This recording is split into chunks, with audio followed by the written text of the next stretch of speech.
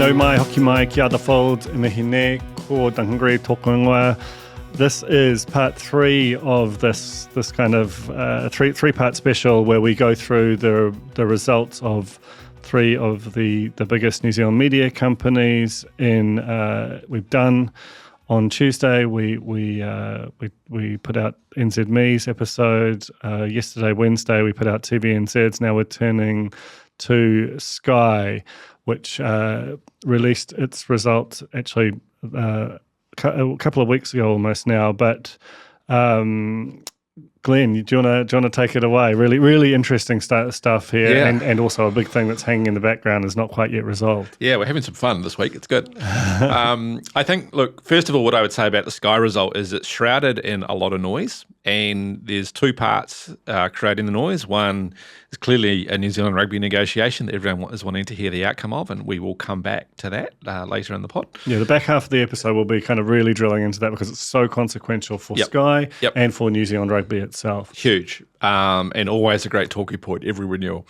The second thing is the noise surrounding the changeover in satellite, the migration project. And I thought what I might do just at the top is explain for those listeners out there that just what's happening with that satellite, what's in control of Sky and what's not in control of Sky, to just add a little bit of context and richness to it. Full disclosure, I used to work for Optus, the company that is changing the satellite, just so everybody knows. Not that I have any particular inside knowledge. You didn't send it up? I didn't, and I haven't been collapsing it either. But anyway, so clearly the vast majority of Sky's base run a satellite set-top box, so that satellite's pretty critical to getting the signal down. And Optus flagged a few years ago that they were going to, or this current satellite was end of life, and they were going to change it. And usually, what happens is they have a managed retreat where they it's running out of fuel and they choose a path for it to descend back to Earth and eventually crash. But before that happens, they obviously migrate to a new satellite. All of that has been accelerated for whatever reason. We don't know exactly why, but clearly there's been an issue, and that satellite has moved off path and is effectively wobbling around a new trajectory around the planet. And what that's meaning is that a whole bunch of people every now and then are no longer able to receive that satellite signal. And so, all Sky content, all the free-to-air channels, including Freeview satellite customers, all will be experiencing problems at the moment. And that's all. They've said it's about 5% of their customer base, which, depending on how you define their customer base, that could be anywhere up to nearly 50,000 people. So it's a non-trivial number. And it also has coincided with the transfer of the contract for servicing the satellites to Downer. Yep. And, which has... So that you've had a big increase in demand for technical support, and at the same time as you've got a new provider coming on. Now, by all accounts, Optus has admitted it's their fault, and they're paying some compensation to Sky. So this isn't really. This is you have to feel for Sky in this situation, right? They will be very frustrated because what's happened is out of their control and unexpected, and they no doubt were modelling a number, maybe 1 or 2%, not 5%. So that's come out of nowhere very, very quickly.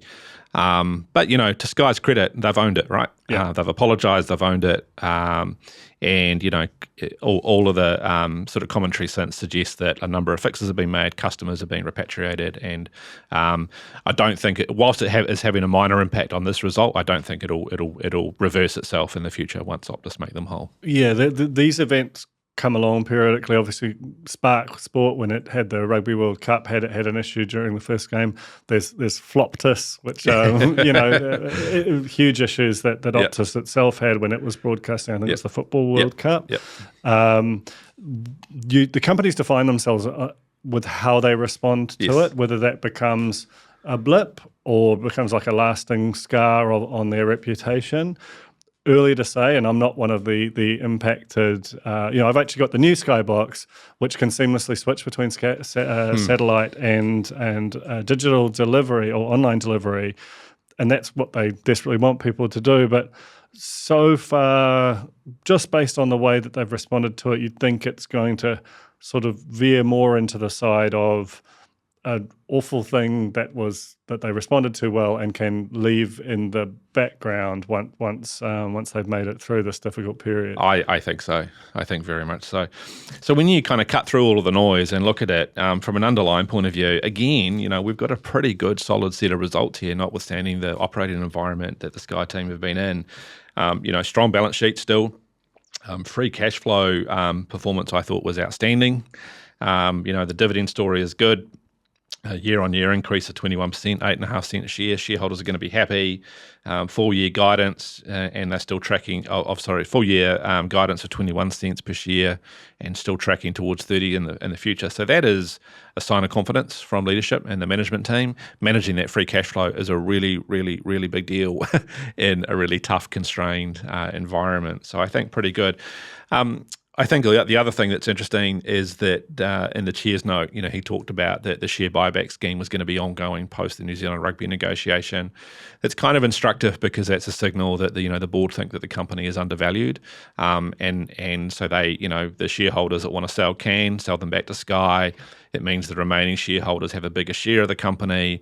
It means that with that share price that goes up in the future, or if there's any kind of corporate event like a acquisition, then those shareholders get rewarded obviously for that point. So I think it's a good strategy for them to do that. But to really understand Sky, again, they are a portfolio company. You can't look at them as one business. You have to be able to dig into the individual segments. Yeah, it's interesting. One of the things I always kind of find quite cute with the Sky annual results is that, looking at the performance of Believe It or Not, which is wow. It's a pub quiz company that's awesome. On some level makes no sense for Sky to own it, except that it's performing really well for them. And obviously they have this segment of what they do, which is selling Sky Sport to pubs. They can use those relationships to sell these quiz nights in as well. And so, I think a lot of people would not think of those two companies in the same breath, but they are in fact one. And it just does speak to just how this portfolio company is. Yeah, I love that Believe It or Not is up 20%. I'm not sure what that says about our economy. Are people in pubs drinking more because they're miserable, or are they? Or are more pubs just desperate to try and get people through the door? That's right. And I think it's probably that, right? Yeah. So, but anyway, great. And I love that that's part of Sky's portfolio. I think that's fun. So the first segment we should talk about is the Sky Box customer.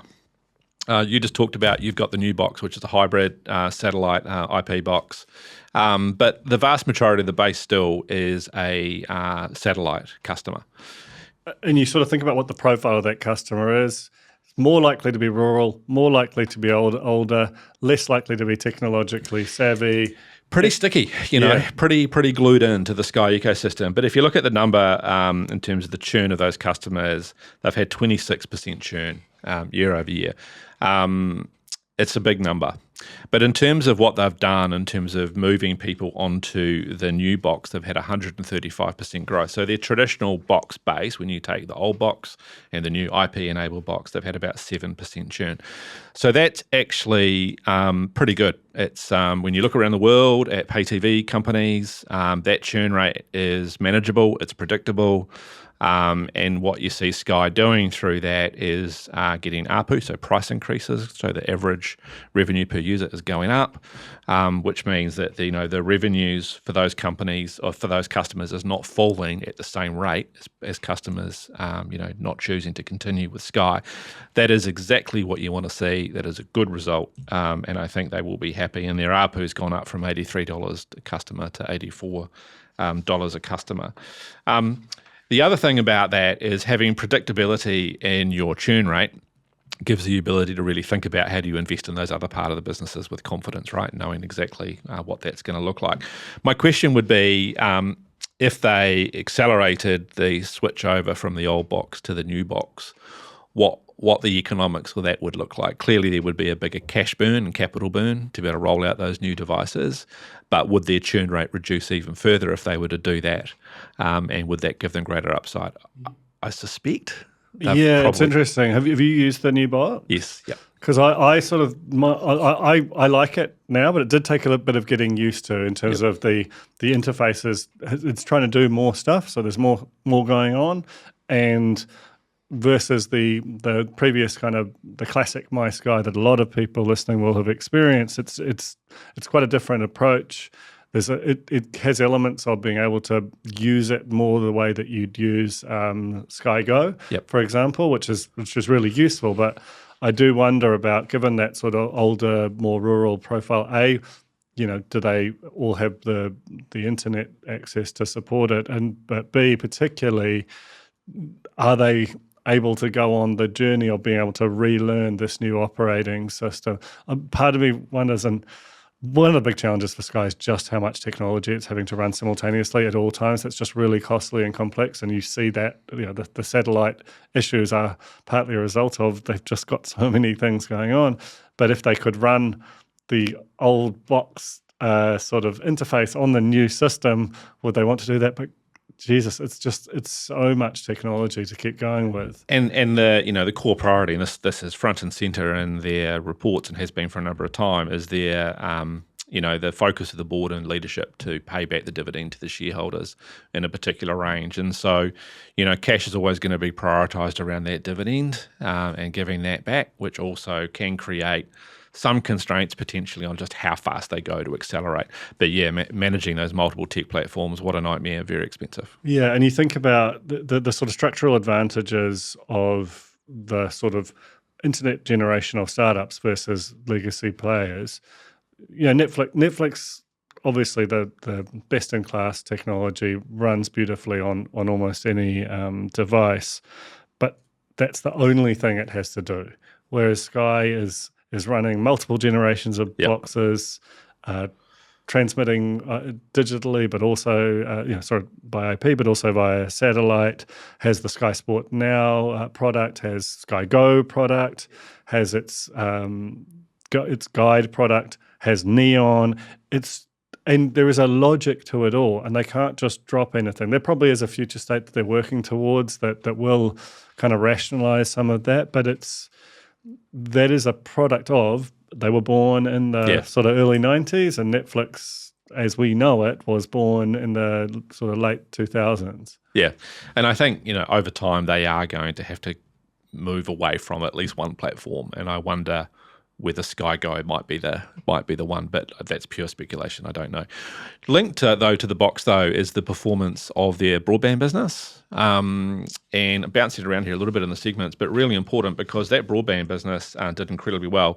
45% growth in customers and 29% growth in revenue. Revenue not obviously keeping pace with growth of customers, I suspect, because probably been some offers and discounts made to bring those customers on board. But the reason I think that is a significant result is they actively use those broadband sales to bundle in the new Skybox. And those customers, if you've ever tried to change your broadband plan, it ain't easy. Well, it's interesting, right? Because I wonder if Sky's success is part of the issues that Spark is having, right? That these things are connected. So these two companies, which has at various times been cold and hot wars, they're still, even though they no longer compete through Spark Sport and Sky Sport, they're still kind of at each other in various ways. But what that paints for me is a signal of confidence still in that legacy base of their business, right? To say it's not going to fall off a cliff anytime soon. It's there's a lot of cash being generated still in that business. Well, and also there's a way of imagining Sky, which I sort of do in some ways, is that it is just a giant database. Of some of the people, like the most valuable customers in the country. Yes, it's older, but they're the ones with money. Like, look at the way this country is structured.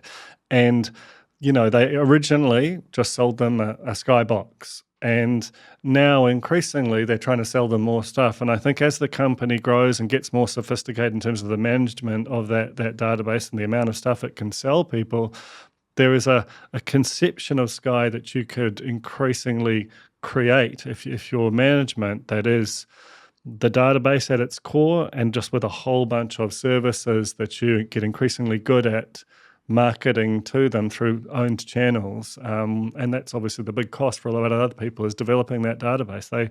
If they hold that tight and manage it well, that's a pretty powerful thing.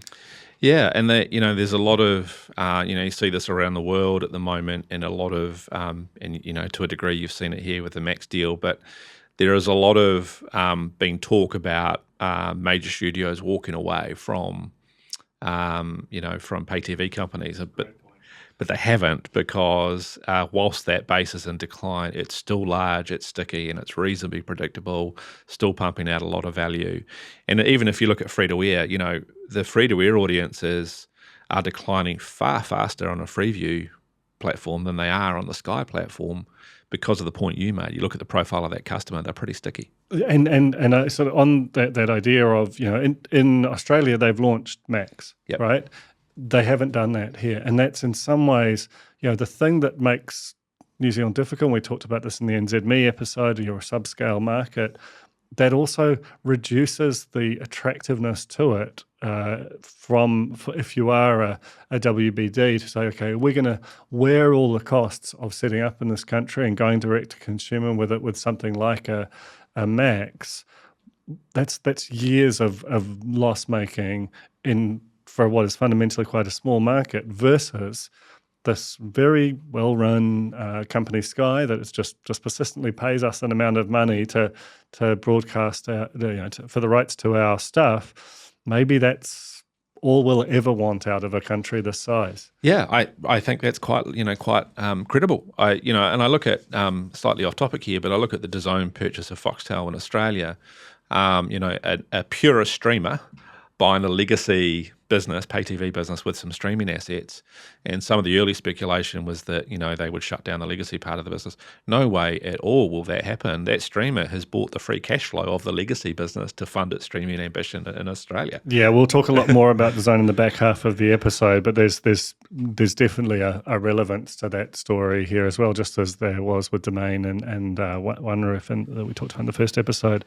What else kind of stood out to you on the results? So two things. Sky Sport Now. I was surprised to see the drop in numbers half versus half, or corresponding half last year. So 206,000 subscribers versus 173,000 at a headline level. 16% drop.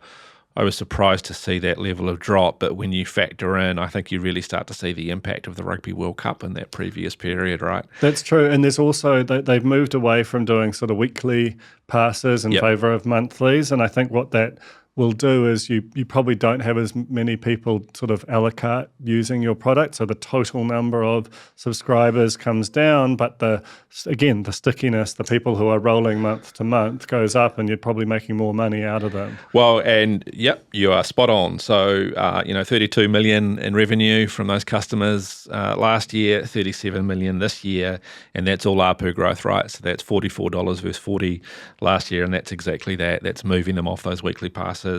Neon's not such a good story though, right? No, I was a little concerned about Neon, although I can understand it and I think the outlook will be better, but they had about 5% churn in terms of customers year on year, but a growth over the previous half, which is minimal.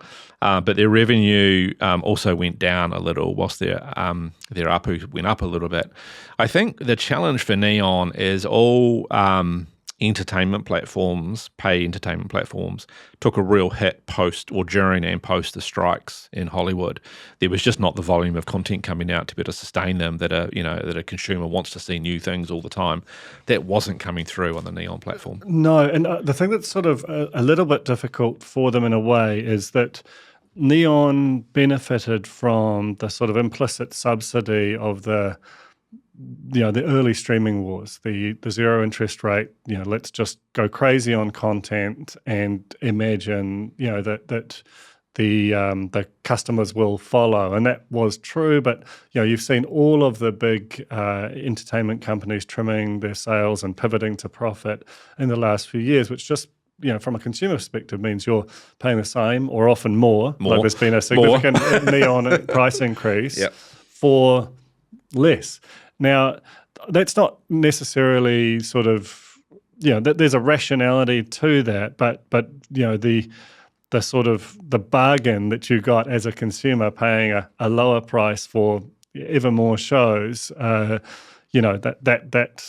millennial lifestyle subsidy, as it was called in some quarters, that's finished. Neon, because it has the HBO catalogue and it has that Max contract, it's still, I think, a very, very good quality service. Technology's aging a bit, but I know they're working on that.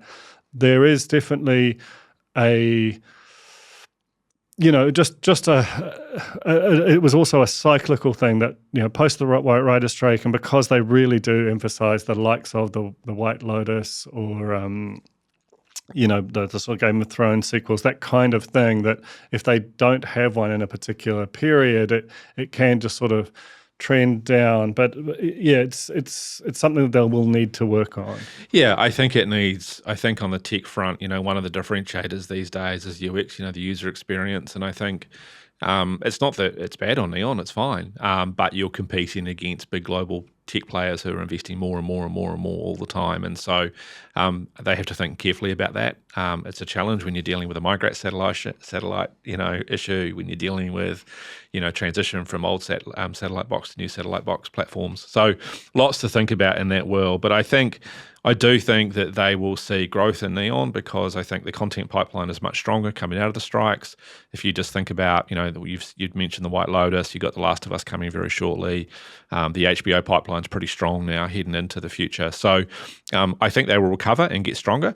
What I wonder is whether or not we will see some bundling. I don't think they are in a position where they will, put Sky Sport Now and Neon on the same platform anytime soon for a whole bunch of reasons.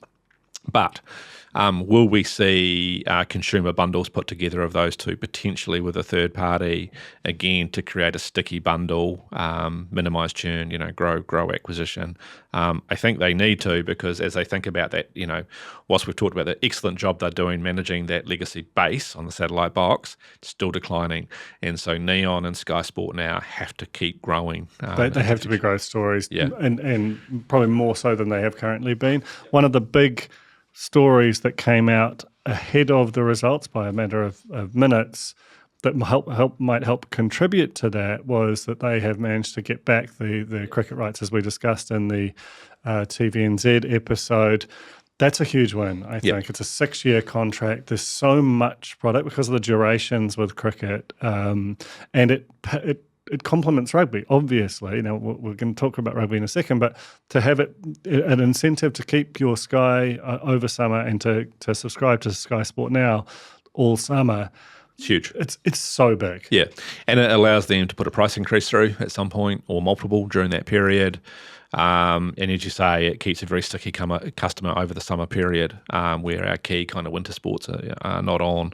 And even the last, I should add, in the last couple of days, that they announced that they've got the Cricket Australia contract, which is basically all cricket that's played in Australia. There'll be some Black Caps there, but there's also the Ashes, the Big Bash League. There's just a lot of stuff that you get to kind of, again, just to hook and keep different types of customer along the way. The other thing that you've seen on Sky Sport Now and Neon more and more, obviously, is advertising and ads on pause and those sorts of things, and they're getting better and better and better at doing that. And again, one of the standout results for me in looking in was the performance of their ad sales team. It's extraordinary. They're up around a 14% share of the market now. I don't think I've seen that in my time. They were historically sub 10% for years and years and years and years and years. Now, part of that, sure, is down to WBD and, doing what they did and money flowing to Sky. But actually, it's emphasis. It's emphasis, it's focus, it's investment. And, Sky have the potential here to be the biggest digital ad player on video in the market if they keep that emphasis going. And I think they will, and I think you'll continue to see that performance improve. I totally agree. I think that if you look at sort of Sky as it stood at the end of the John Follett era, it was in so many ways just a spectacular company. It was very valuable, certainly for most of his, sort of well over a decade run as leading that organisation. Now a board member of TVNZ, by the way. Yeah, that's really interesting with the pay TV stuff. So which we should revisit in future episodes. But the thing that was always sort of almost mystifying was given that the amount of data they had, the scale of their customer penetration was just how kind of comparatively miserable advertising as a contribution to their revenues were. That's changing, and it's changing quite fast. And I think you have to give credit to Sophie and in her era as in charge of Sky, the extent to which they have gone, where could revenue be? Where are we underperforming? And rather than, I think during Martin Stewart's era, it felt a little bit scattered in terms of the way that they approached the market. But I think now there is this real discipline in the sense of, okay, these are things that we're going to build in and try and own, and that we see opportunity in advertising. And it's not oppressive, like it's not I think the Herald, the product suffers from a digital point of view because of the scale of advertising presence there. I don't think that's true of Sky. Yeah, and I think clearly, the board and Sophie have had a real focus on this as part of their turnaround plan from a few years ago. But they've also, they've done really well. You've had Lauren Quaintance come in there as an executive with I think chief media officer, with a focus on data and using that data to monetize their rights better and their ad sales better, clearly realizing the value of that data. You brought Ben Gibbon, who's a well-liked, well-known ad sales leader, and the results speak for themselves, right? Yeah. So, long may it continue. I think it's really important that it does continue. So is it now time to talk about the it's not even an elephant, it's a woolly mammoth. I feel like we've been dancing around it for a couple of days, so let's rip into it. Yeah, so what we're talking about, of course, is the thing that they couldn't say on the earnings call, which is the as yet unresolved rights deal with New Zealand Rugby. You'll recall last time this happened, 2019, they paid, I think it was reported at the time, it was $111 million a year. Which was extraordinary. An incredible increase. And they also had to give up 5% of the company to New Zealand Rugby. In the on the back of the stalking horse of Spark Sport, right? Exactly. So you had this one-time competitive environment where you had an enormous, very well resourced competitor that had already taken, I think, the cricket rights and was just... it was existential at the time, and they just had to pay whatever the number was, and that's what it ended up being. And the thing with a sum like that is that it gets metabolized by two organizations. So New Zealand Rugby became used to getting that sum. Now, I've had, by way of declaration, I've had conversations on background with people from both Sky and New Zealand Rugby in the last few days. That informs what I'm talking about, as do other conversations outside of that. But ultimately, this all should be treated with a level of circumspection because, the people I'm speaking to aren't necessarily privy to the whole of the conversation. They're not the direct deal negotiators.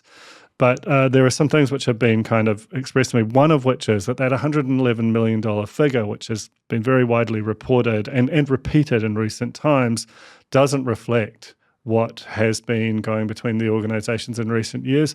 It basically, the scale of rugby that was played during COVID meant that the deal was negotiated down, kind of commensurate to that. But even, there's less Super Rugby paid. So my understanding is that the actual number as of, in recent times is closer to $100 million than $111 million, which is still enormous. Still an enormous sum. But when you think about the gap, it's been widely reported that $85 million is Sky's current kind of offer in front of them for an equivalent type package. Though we'll get to why the package is probably significantly better in future. But the gap between 85 million and 100 million is not nearly so large as 85 million and 111 million for either party. But that's not New Zealand Rugby's only gap right now. Yes. So New Zealand Rugby, you'll talk about this. Yeah, well, so, been well reported, right, around, the legal fight with INEOS deciding not to fulfill the remainder of its sponsorship agreement. Or even pay for what they've already had in terms of exposure. It's pretty extraordinary behaviour. And there's that. It's extraordinary. So that's heading to the courts. But that's a huge, huge financial risk. So if you're sitting there with New Zealand Rugby, there's a few things going on right now that are causing, I imagine some angst. A negotiation of potentially losing your broadcast or a reduction in broadcast revenue coming in. You've got the INEOS loss at the moment, which no doubt they're scrambling to replace, but still a reduction right now.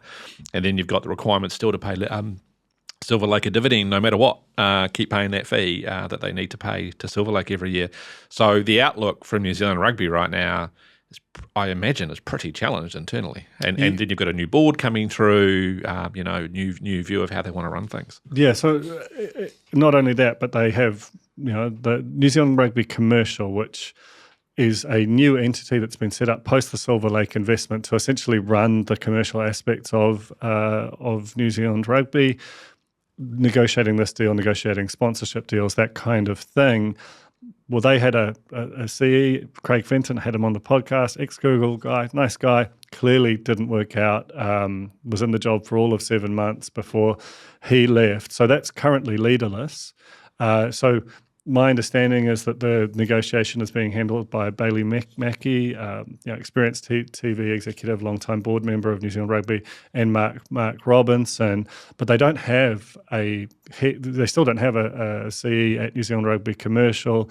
There's a talk that potentially there's a group CE coming, but it's a really difficult. But yeah, as you say, David Kirk's new chair of the board. There's just new board members.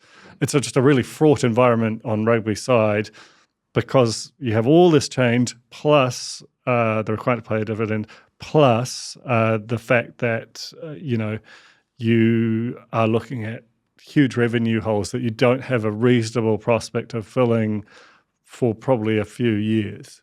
And, on the back of that, I don't know what the latest numbers are, but, other sports gaining in popularity in New Zealand at a grassroots level, right? So the challenge of trying to not only keep, the All Blacks successful, but keep at a grassroots level successful and keep fans engaged in rugby when there's just more and more choices, right, coming at them.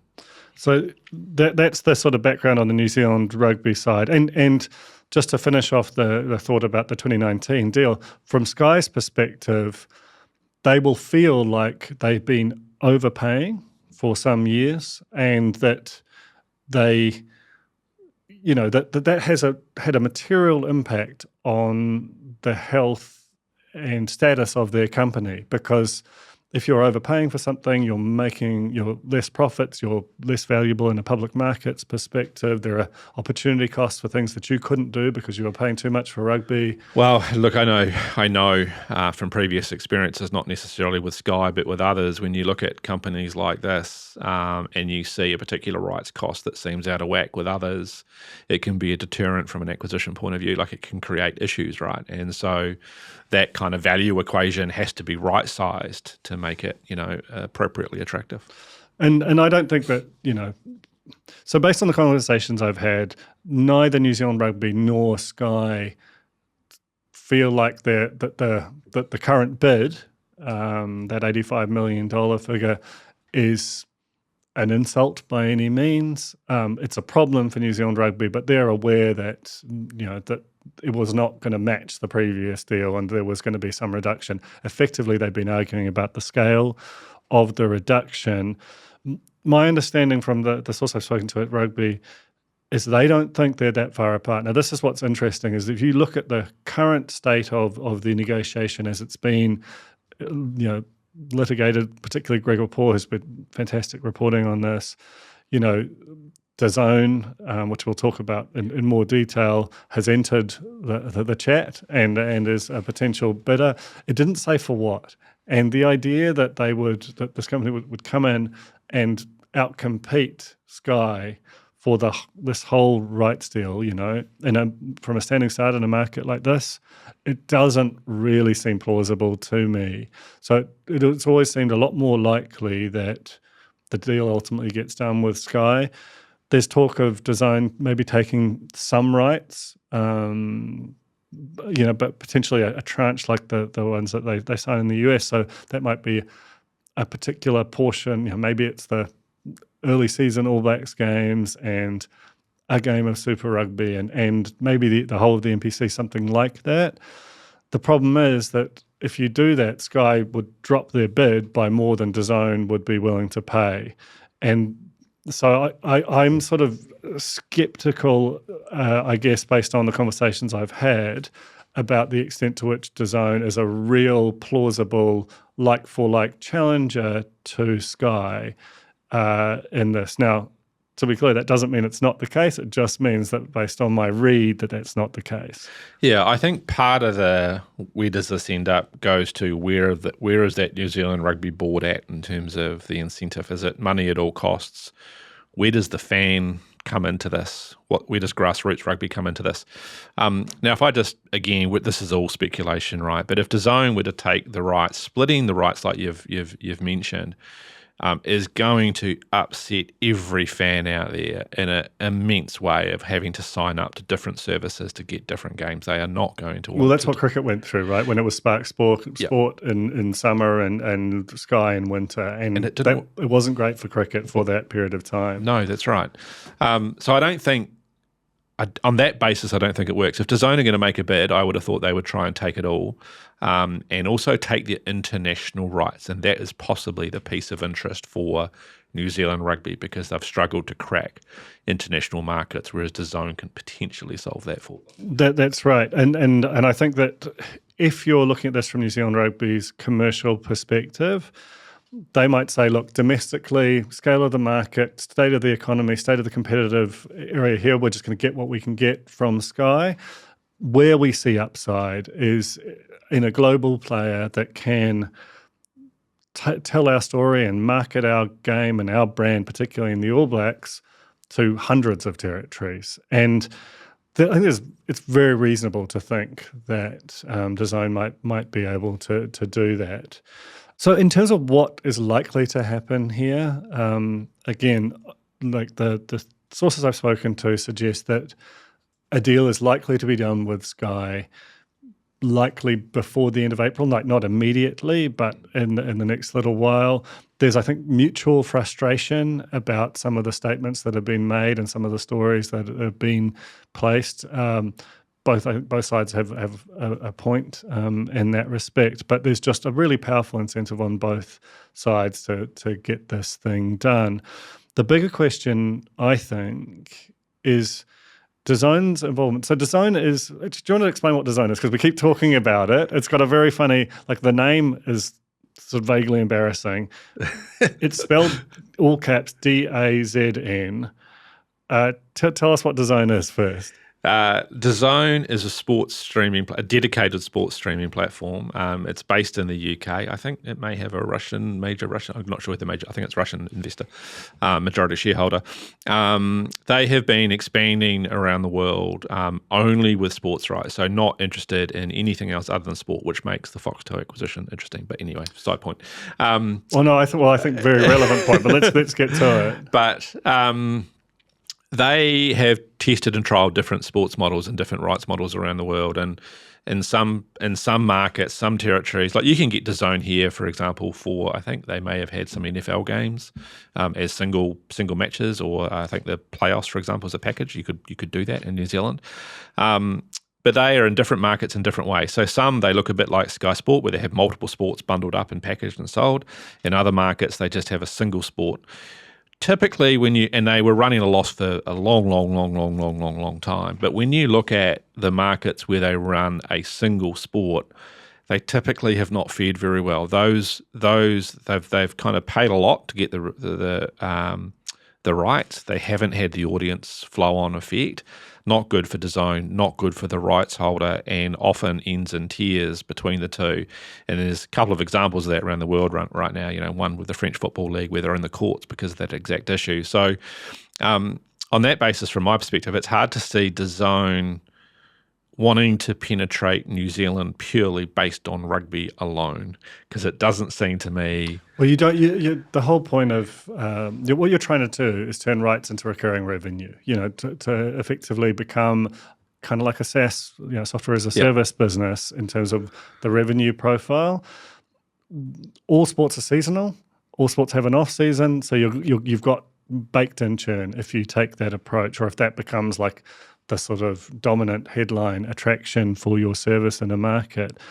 So what they've done as a solution to that in Australia is, rather than go and compete with existing players and bid up the rights, they've just gone and bought the whole company in Foxtel. And I think that's what's really interesting here, because if you look at what they paid for Foxtel, and in Australia it's a different sports rights market because you have anti-siphoning, which means there's a lot of free-to-air sport. So they never had the same level of penetration of pay TV in Australia that they did in New Zealand. So on a kind of a sort of a fair multiple basis, you might expect that even granted that Australia is a richer country, that you might expect that the scale of a Sky would be valued at something like a fifth or even more of what Foxtel was, just because you've got a bigger... Got it all. Yeah, well, you've got it all, and you've got a bigger chunk of the population as subscribers than you do in Australia. And on that basis, Sky looks undervalued versus the deal they signed. So could they do a similar thing and not really compete, maybe compete a little bit, but not in any meaningful way for the rights? Let Sky buy the rights and then buy Sky. Yeah, I mean, absolutely. I'm not sure that New Zealand will be attractive enough while they're trying to absorb Foxtel in the next little while. And I think if there was any signalling of that, we would have heard about it in the results, which we haven't. Yeah, so certainly, to be clear, there has been no approach. No, like I have that on perfect authority as of this morning. Yeah. So that and if there were to be one, that would be a market announcement. That would be a huge thing. But if you just think about the sequence of it, and maybe it's in a year or two, but with Sky out there buying up rights without competition in this market and just slowly building up a properly priced, suite of sports rights, DAZN would clearly be smarter to buy Sky and with it all of those sports rights than it would be to compete with Sky and then have the daunting task of trying to build a customer base from scratch in a new market. Yeah, I think, look, that's possible, I think, down the track, maybe in a few years, but I just think, given DAZN's rollout model, bigger markets where they get easier synergies and a bigger return, right? And I think, unfortunately for New Zealand, back to that subscale thing, we're often, down the track a little.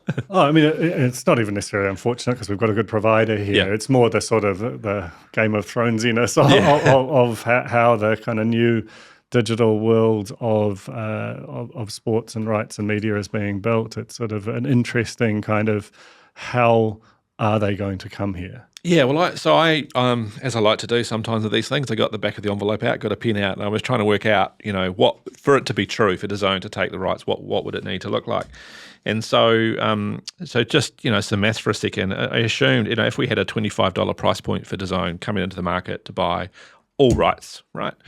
I don't think you could charge as much as Sky Sport Now, given that's an entire portfolio. $25, absolute guess. Throw it out there, but let's say it's punchy in a way. Given the Sky Sport charges a bit over twice that, but you get so much more.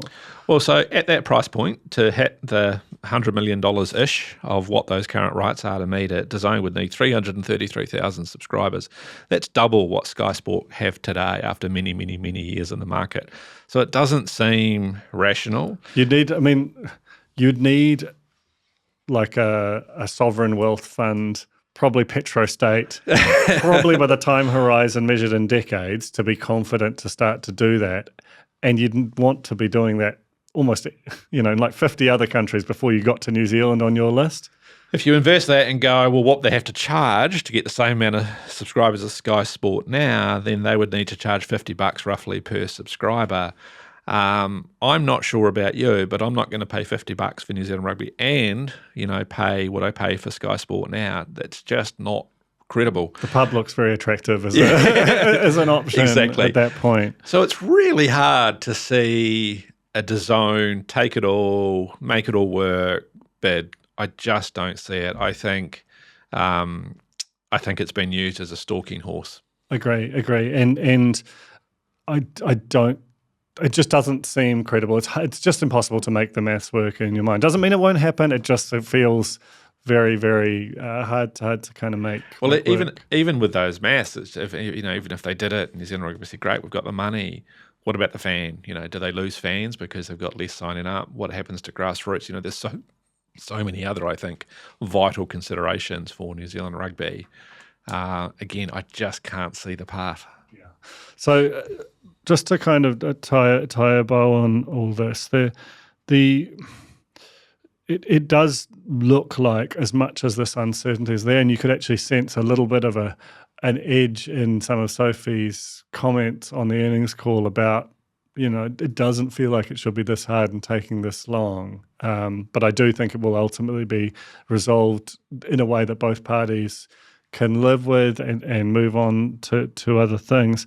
The one part of it that does seem to be in play is that it won't be the same package as the previous one. So that's in part the state. What rugby there is changing. So you've got the Nations Championship, which is this kind of in between World Cups tournament that could be pretty good. You've got the return of old school South African tours. Like they'll be here for 6 weeks at various times. You've got a Lions tour, that kind of thing. So New Zealand Rugby's argument is this is just a better product, and I think that's actually entirely true. But there's also one of the big costs for Sky has always been production. It's actually cheaper for it because it has so much, it broadcasts so much sport, therefore it gets better deals and so on.